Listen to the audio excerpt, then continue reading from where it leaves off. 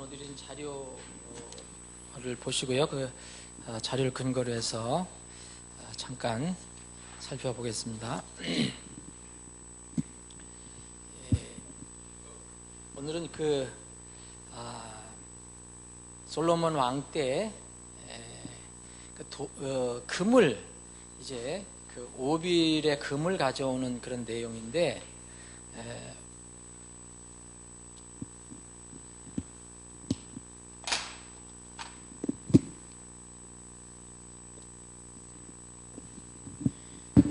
한 곳에서는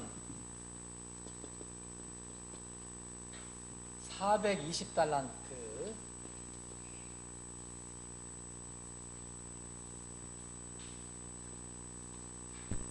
또 한 곳에서는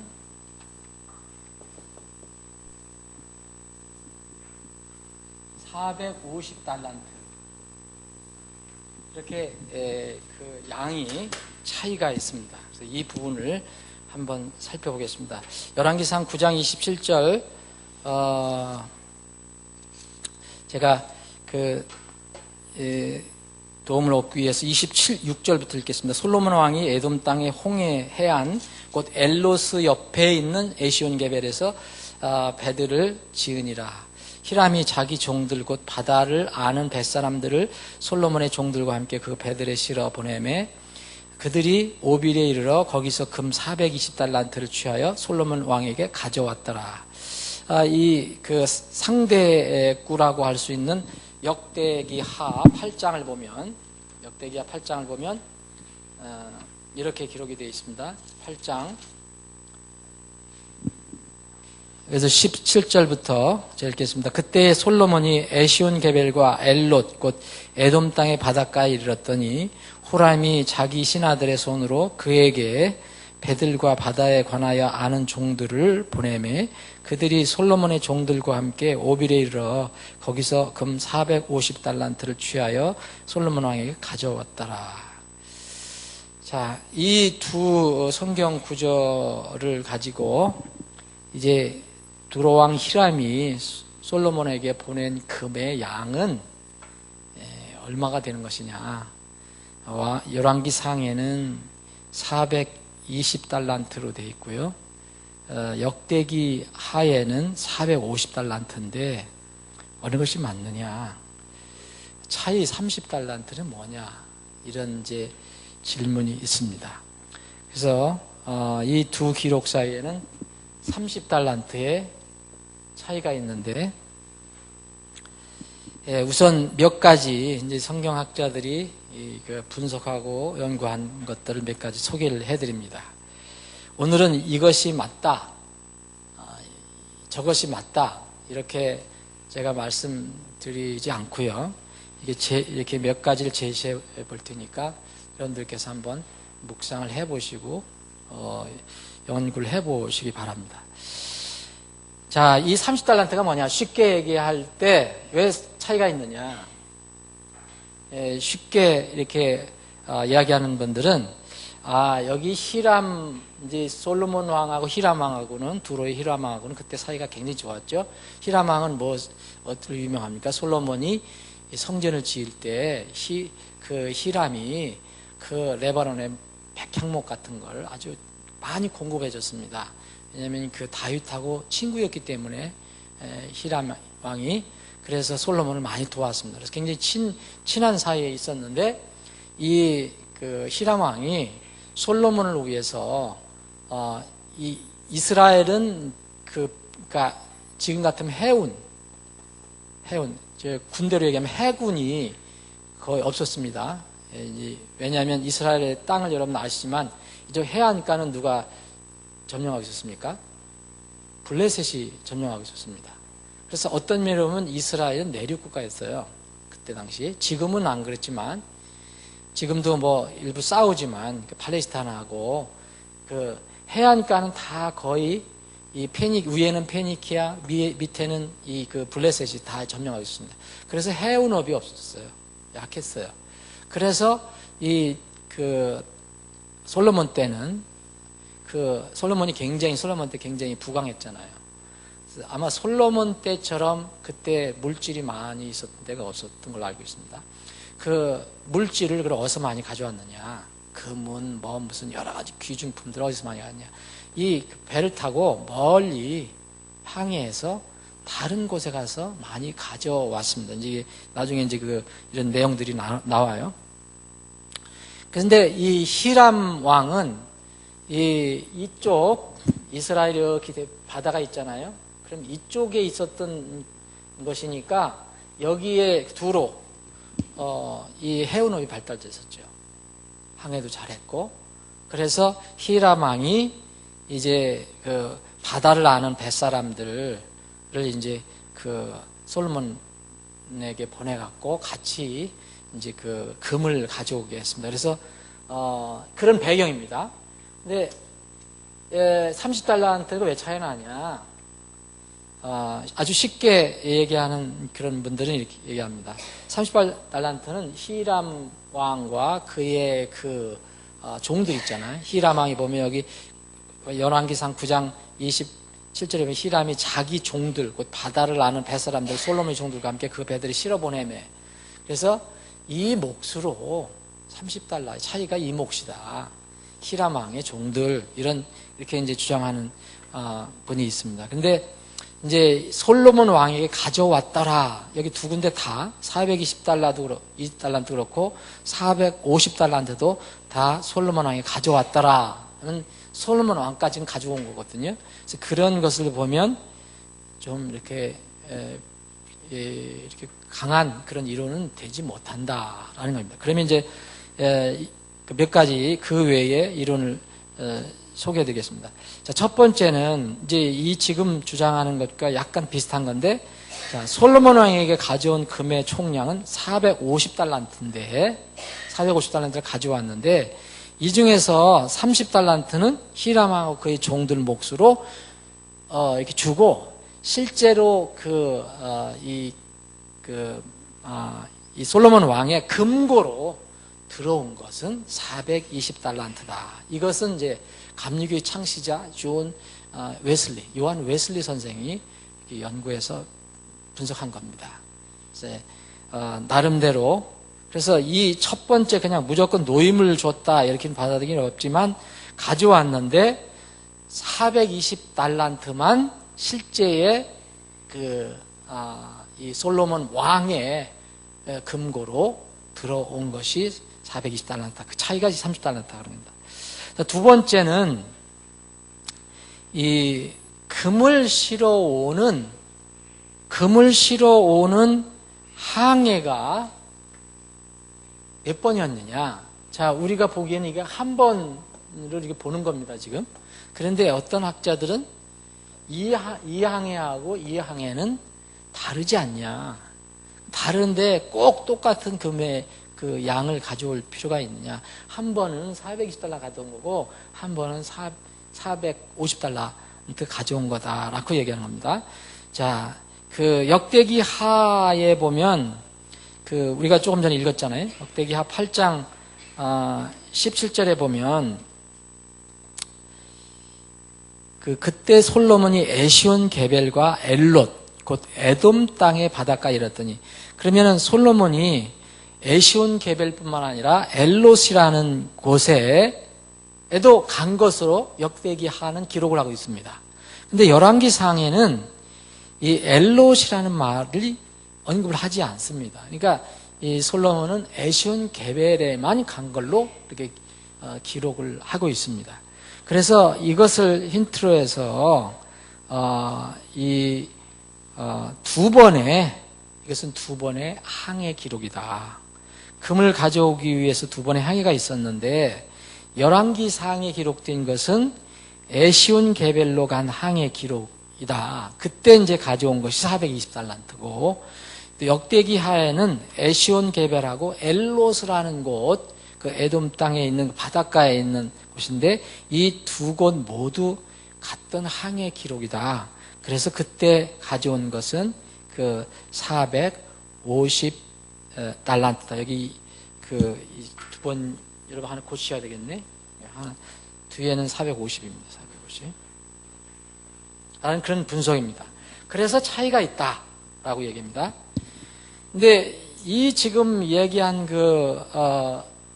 분석 내용과 비슷하게 주장하는 분이 있습니다. 비슷한 분석이 있는데, 자, 열왕기상 9장 26절은 솔로몬 왕의 배로 한 항해로 되어 있습니다. 잘 보시면. 그런데 역대하 8장 18절은 후람 왕의 배로 간 걸로 이렇게 되어 있습니다. 그래서 이것은 분명히 다른 그 항해가 아니냐. 그래서 처음에 솔로몬의 배로 간 건 420달란트고 후람의 배로는 450달란트 금을 실어온 것으로 이렇게 분석하는 것입니다. 자, 이제 또 다른 접근 방법이 있습니다. 이거 오늘은 간단하게 이제 이것으로 정의를 하겠는데요. 제가 이제 이 세 가지를 제시했는데, 만약 그 위에 있는 정리 안 된 것까지 하면 네 가지 비슷한 이론이지만, 이것 중에서 어떤 것이 이 문제의 답인지 저도 잘 모르겠습니다.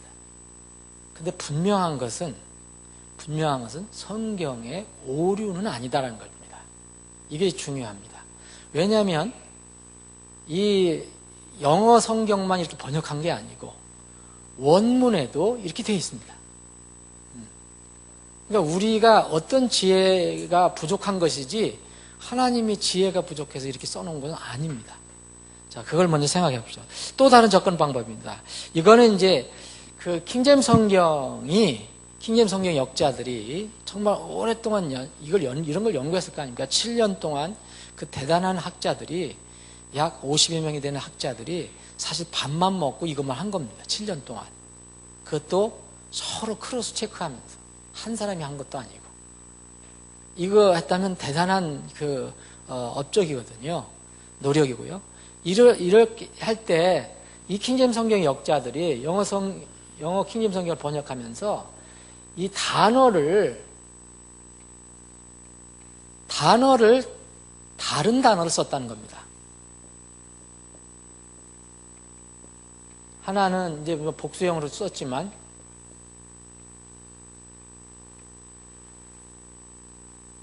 fetch냐 take냐 이걸 가지고 이제 분석한 학자가 있습니다.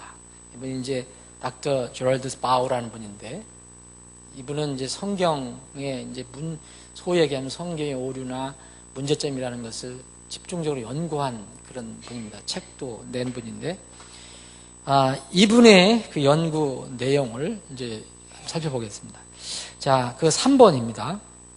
솔로몬이 금을 가져오기 위해서 항해한 것은 이분은 한 번으로 보는 겁니다.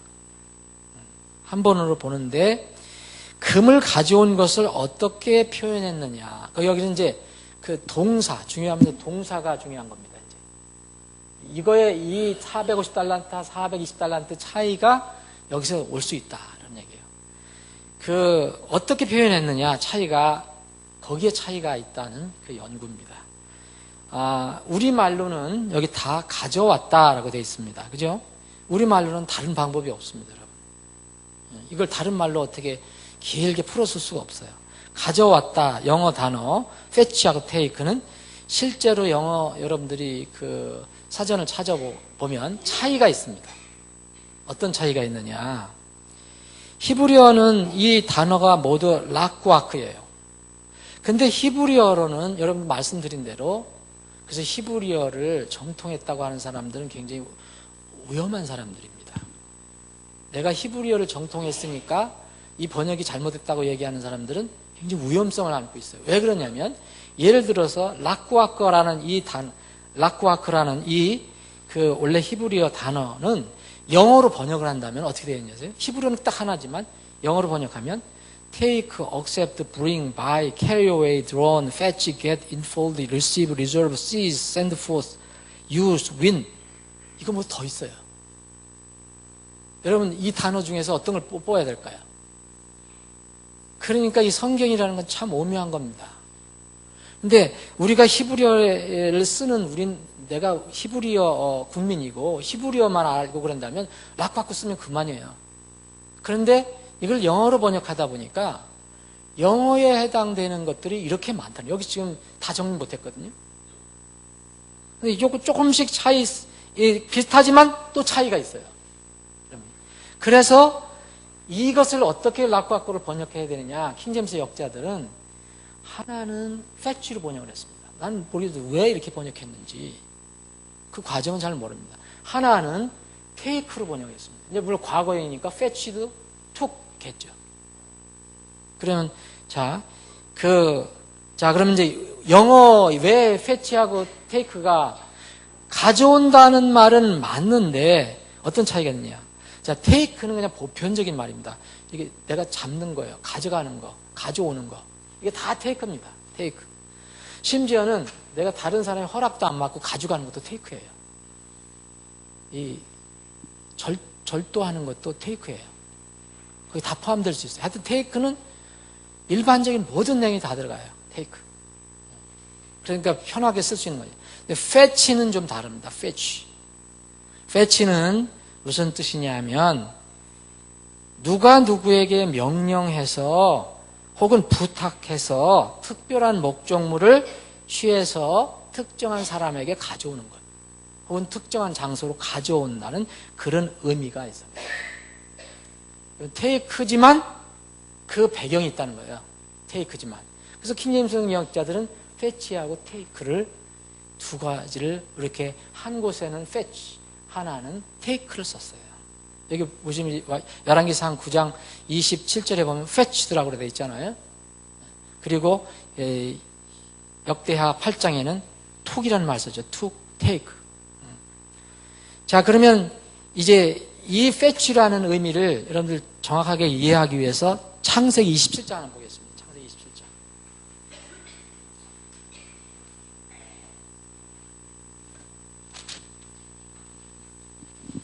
창세기 27장. 이거 지금 리브가하고 야곱하고 절박한 상황이 있습니다. 지금 이 야곱이 지금 복을 받느냐 못 받느냐, 예? 그런 절박한 상황이 있어서 리브가가 자기 아들 야곱에게, 자기 사랑하는 아들 둘째 아들에게 이렇게 얘기합니다. 나를 위해 리브가가 이게 내 아버지가 내 형 에서에게 말씀하시는 것을 내가 엿들었다는 거예요. 그러니까 7절에 보면 나를 위해 사냥한 고기를 가져다가 맛있는 음식을 만들어 내가 먹게 하고 내가 죽기 전에 주 앞에서 너를 축복하게 하라 하셨느니라. 거기가 나오죠. 예. 근데 27장 9절 보면 이제 염소 떼 가서 거기서 염소들 중에 좋은 새끼 2마리를 내게로 가져와라. 테이크를 쓸 수도 있어요. 근데 여기는 영어를 뭘 썼습니까? fetch를 썼습니다. 자, 특정한 목적과 장소가 있어요. 이거는 가져가는 것뿐만 아니고 이렇게 미리 부탁하거나 약속한 이런 것들의 의미가 들어있어요. 그러니까 이제 염소 때 가서 빨리 염소들 중에 좋은 거 새끼 2마리 빨리 4개로 가져와라. 그러니까 넌 가지고 다른 데 가지 말고 4개로 가져와라. 그러면 내가 그것을 내 아버지의 구미에 맞게 너를 위해서 요리를 하겠다. 이런 얘기입니다. 여기서 fetch가 나오고요. 그 다음에 여기 13절에도 보면 그의 어머니가 그에게 이르되 내 아들아 너를 향한 저주는 내게 이 말이니 내 음성에 순종하고 가서, 그러니까 막 걱정을 했잖아요. 이 야곱이 두려워서 혹시 아버지를 내가 속이는 걸 두려워해갖고, 그런데 어머니가 내가 다 책임질 테니까 그러면서 왜냐면 내 음성에 순종하고 가서 나를 위해 그것들을 붙잡아 오라 그렇게 돼 있죠. 붙잡아 오라. 근데 여기에 나를 위해라고 돼 있는데 나에게 그것들을 붙잡아 오라, 가져오라 그런 뜻입니다. 영어를 보시면 되죠. Go fetch me then 그랬죠. 그래서 가서 fetch를 해와라. 나에게. 또 목적이 있어요. 특정한 장소가 있어요. 이게 바로 take하고 fetch하고 차이입니다. 그래서 이렇게 이거 말고도 뭐 다른데 하나 더 볼까요? 창세기 42장. 창세기 42장. 이거는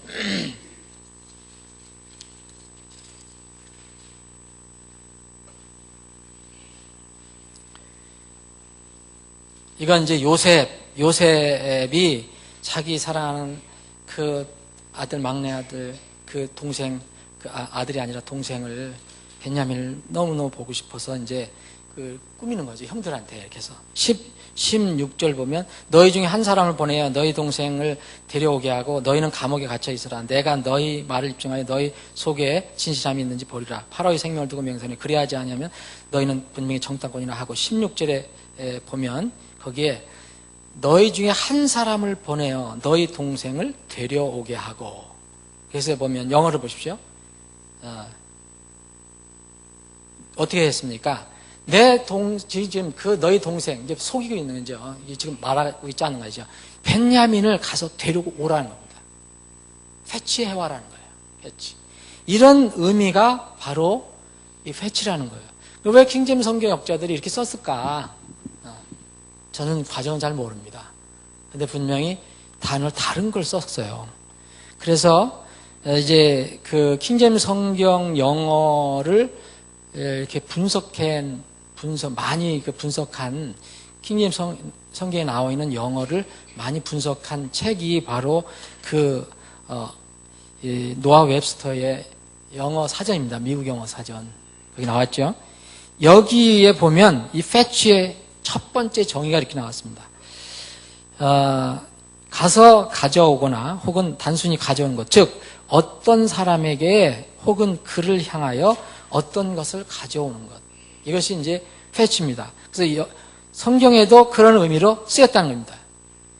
그래서 이제 fetch하고 take하고 분명히 차이가 있는 것이라면, 이 성경에서 처음에 히람 왕이 솔로몬 왕에 가져오기로 약속한 것이 있고, 그렇잖아요. 가서 얼마를 가져오겠다. 혹은 약속했든지, 자랑했든지, 계약을 했든지, 그 양이 얼마고, 근데 실제로 가서 보니까, 실제로 가져온 것은 차이가 있을 수 있다는 겁니다. 그래서, 히람 왕이 솔로몬 왕에게 약속한 것, 혹은 계약한 양은 420달란트. 열왕기사는 fetch라는 말을 썼습니다. 이것은 목적이 있다는 거죠. 약속이 있었다는 거죠.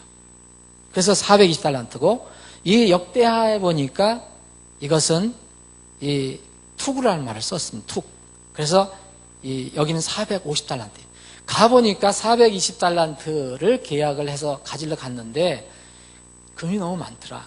그래서 30 가져와 보니까 450달란트가 되었다.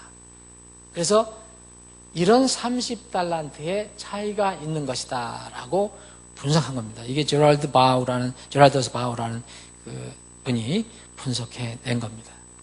자, 이제 세 가지 혹은 네 가지로 이렇게 정리를 해드렸는데, 말씀드린 대로 저는 이 네 가지 중에서 어느 것이 여기에 정말 맞는 말인지 저는 모릅니다. 2번의 가능성도 있고요. 1번의 가능성도 있고 2번의 가능성도 있고 3번의 가능성도 있습니다. 그런데 중요한 것은 우리가 성경을 바라볼 때 원어도 이렇게 되어 있습니다. 영어 킹제임스 성경만 그렇게 되어 있는 게 아니에요.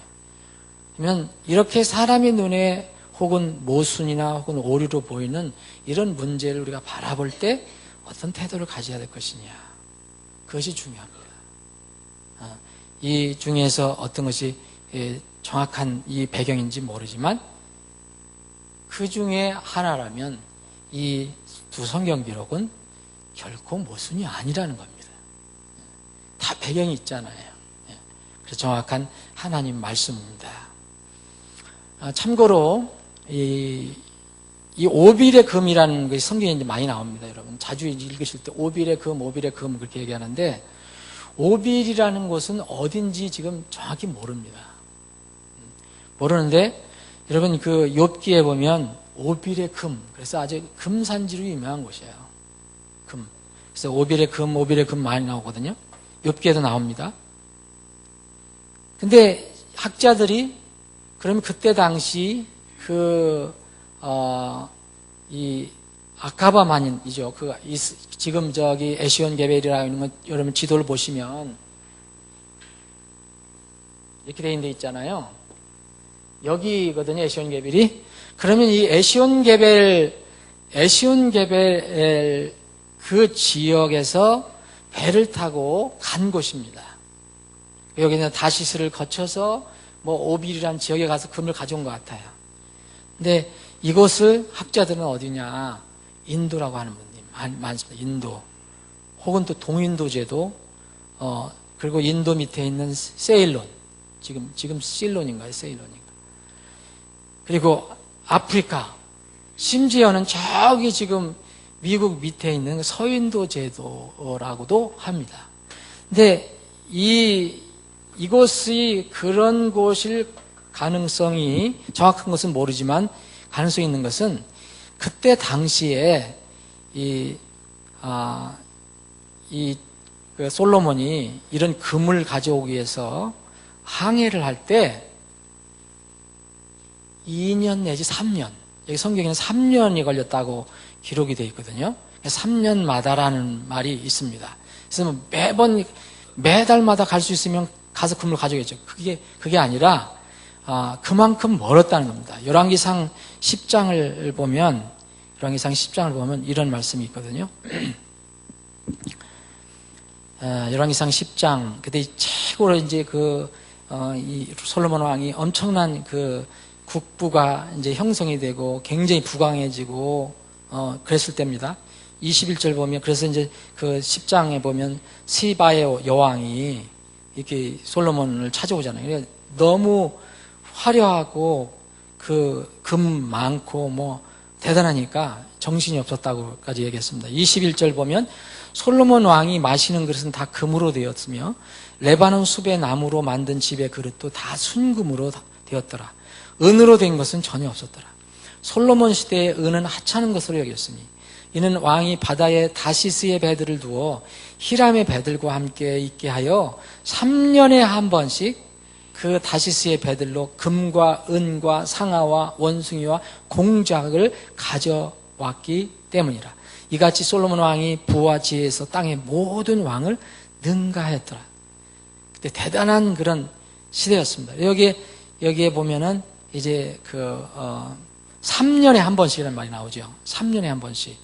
그러면 이 상당한 먼 거리에 있었다. 지금 저런 항해술이 좀 떨어졌겠지만 그 먼 곳에 있는 곳이 바로 오빌이었을 것이다. 그래서 근데 그 솔로몬 시대에는 그곳에 가서 이런 정말 이 공작 같은 게 어디 지금 나오는지 모르겠어요. 원숭이, 이거 인도일 수도 있고 서인도제일 수도 있고요. 아프리카일 수도 있고. 저기 모릅니다. 오빌이라는 것은. 그 금산줄이 유명한 오빌이 그렇고요. 그리고 참고로 또 금 달란트, 1달란트가 얼마냐. 그때 이 솔로몬 왕이 이렇게 얼마나 부자였느냐. 금은, 은은 취급도 안 했다 그랬잖아요. 근데 여기 420달란트, 450달란트 가져왔어요. 한 번 가서. 금 달란트는, 1달란트 무게는 3,000세겔. 우리 단위로 하면 34kg. 지금은 좀 차이가 있을지도 모릅니다. 근데 이걸 환산하면 솔로몬 왕이 420달란트를 가져왔다면 약 14톤입니다. 14톤이면 2톤 추록 7대 지금. 그리고 450달란트는 15톤. 그것도 한 7대, 8대 정도. 이걸 2번 갔다 온 거라고 우리가 생각된다면 여러분 전부 얼마입니까? 약 30톤. 그러니까 2톤 추록 15대만큼 금을 가득 싣고 왔다. 그때 당시에 이 솔로몬 시대가 얼마나 화려하고 그래서 시바 여왕도 와서 놀랄 정도가 됐다. 근데 나중에 이 금 풍성한 것 때문에 솔로몬은 이 비참한 마지막 생애를 보냅니다. 오늘은 이것으로 간단히 정리를 하겠습니다. 아버지 하나님, 오늘 저희들에게 믿음을 주셔서 또 이날 구별하게 하시고 또 이렇게 특별히 구별해서 이날 주님을 찬양하고 경배케 하시니 감사합니다. 이 시간 이후로 진행되는 모든 절차를 주님 주장해 주셔서 이 예배를 드리는 시간마다 주님을 찬양하는 시간마다 하나님의 영광을 나타내 주옵시고 우리에게는 주님께서 예비하신 그 은혜를 마음껏 누리는 하루 복된 주일이 되게 하여 주옵소서. 거룩하신 예수님의 이름으로 기도합니다. 아멘.